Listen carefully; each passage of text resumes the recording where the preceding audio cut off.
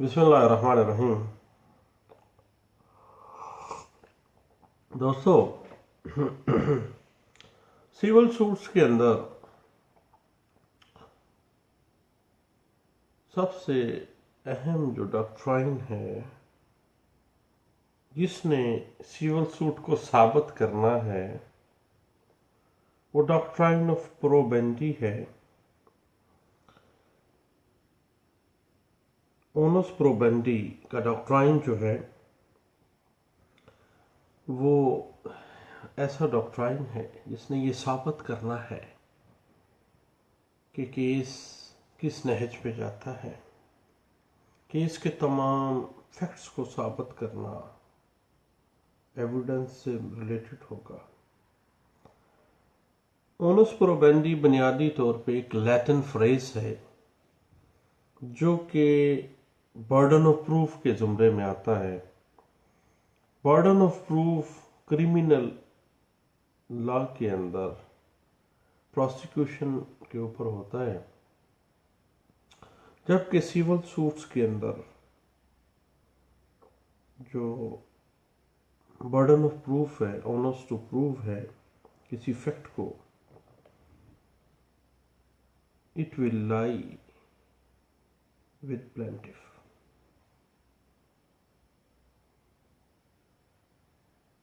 Plaintiff must prove his case by balance of probabilities. Black law dictionary कहती है कि onus प्रोबेंडी एक doctrine है बर्डन ऑफ प्रूफ का, और ये एविडेंस के कॉन्टेक्स्ट में है, इसको यूज किया जाता। और सिविल सूट्स के अंदर बर्डन ऑफ प्रूफ जो है वो मदई के ऊपर है जिसने अपने केस को on the balance of probabilities साबित करना है।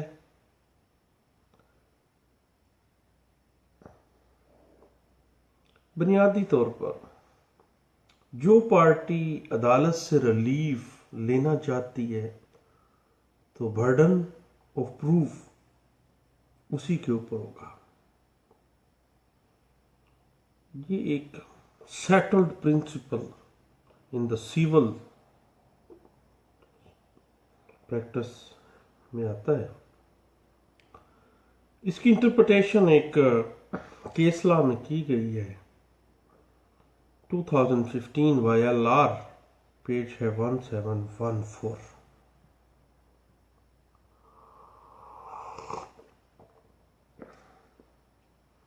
अगर सिविल सूट बेनामी ट्रांजैक्शन के हवाले से,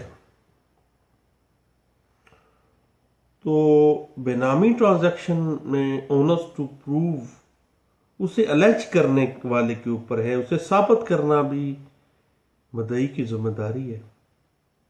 ये बात 2010 CLC पेज है 1633 और 2015 CLC पेज है 1667। इसमें यह बात कही गई बेनामी ट्रांजैक्शंस के केसेस के हवाले से कि मदई जो है वो चूंकि अलर्ज कर रहा है कि जो डिफेंडेंट है वो बेनामीदार है, उसको साबित करना मदई की जिम्मेदारी है।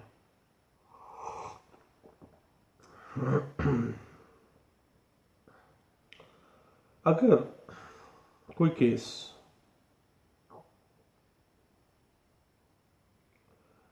एक ऐसी ट्रांजैक्शन के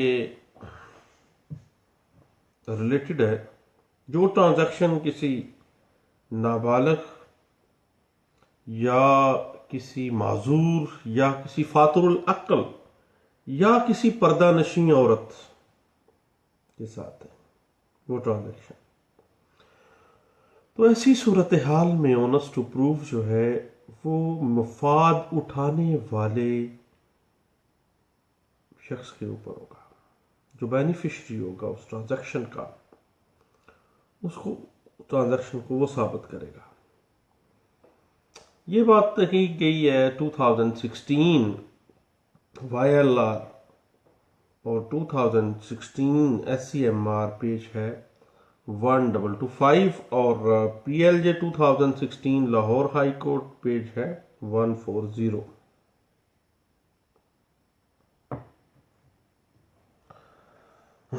उसके अलावा अपने केस को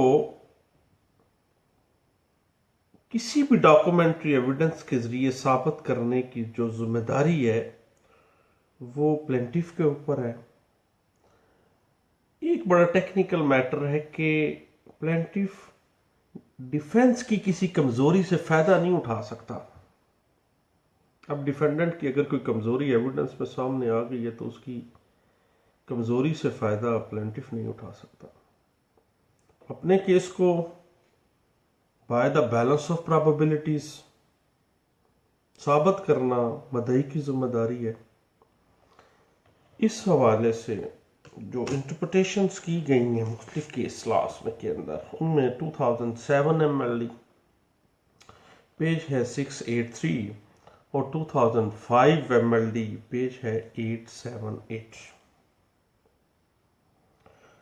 उसके बाद रेवेन्यू से रिलेटेड केस के अंदर जमाबंदी के अंदर हिबे के इंतकाल को साबित करना बेनिफिशरी की जिम्मेदारी है। अगर उसी हिबे को किसी थर्ड पार्टी ने चैलेंज किया है then onus to prove beneficiary के ऊपर नहीं होगा, बल्कि वो चैलेंज करने वाली थर्ड पार्टी पे ही होगा। ये बात 2006 CLC पेज है 1023 में, और इससे मिलता जुलता एक केस जो है वो इंटरप्रेट किया गया और वो रिपोर्ट भी हुआ है, वो है 2006 NLR सिविल पेज है 139। किसी भी डॉक्यूमेंट की एग्जीक्यूशन को साबित करना उस डॉक्यूमेंट के बेनिफिशरी का फर्ज है। ये बात कही गई 2006 NLR सिविल पेज 415 में।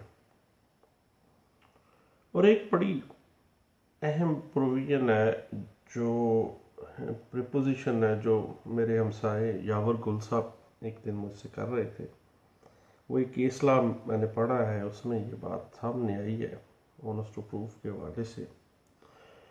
वो केस लॉ बड़ा मजेदार है, वो पार्टीशन सूट्स के हवाले से है। 2005 NLR है सिविल पेज है 526। उसमें यह है कि दावा तकसीम जायदाद के अंदर खानगी तकसीम को साबित करना। मुद्दा अलग जब कहता है कि हमारी तो खानगी तकसीम पहले ही हो चुकी है, अब उस खानगी तकसीम की प्ली लेने वाला जो मुद्दा अलग है उस पे वो ऑनेस्ट टू प्रूव है कि वो उसको साबित करेगा, क्योंकि वो उसकी प्ली ले गया है। उसके बाद अगर किसी डॉक्यूमेंट को चैलेंज किया गया है तो बर्डन टू प्रूव उस दस्तावेज से बेनिफिशरी जो है उसके ऊपर होगा। ये बात कही गई है 2004 MLD पेज है 875 में। पावर ऑफ अटॉर्नी को दुरुस्त साबित करने का जो ओनस टू प्रूव है वो बेनिफिशरी के ऊपर है। ये बात कही गई है 2004 MLD पेज है 620 में। और अगर एक property without notice for consideration पहले एक बंदे को फरोख्त की गई, फिर दूसरे बंदे को, bona fide purchaser without notice for consideration, consideration भी ले ली गई है, दोनों से ले ली गई है। अब बर्डन ऑफ प्रूफ जो है वो बाद वाला जो खरीदार है उसके ऊपर आ गया।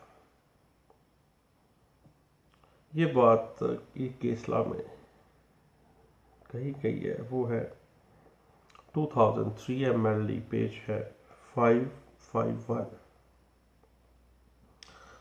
अगर मलेशियस प्रोसिक्यूशन के केस के अंदर जो ओनस टू प्रूफ है वो मदई के ऊपर है,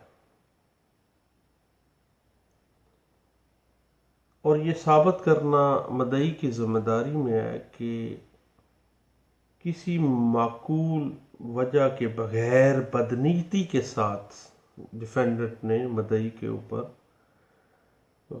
गलत मलत केस फाइल किया था, जिसकी वजह से उसके ये नुकसानात हुए। उन नुकसानात की तफसीलात देना भी और उनको साबित करना भी मदई की जिम्मेदारी होगी।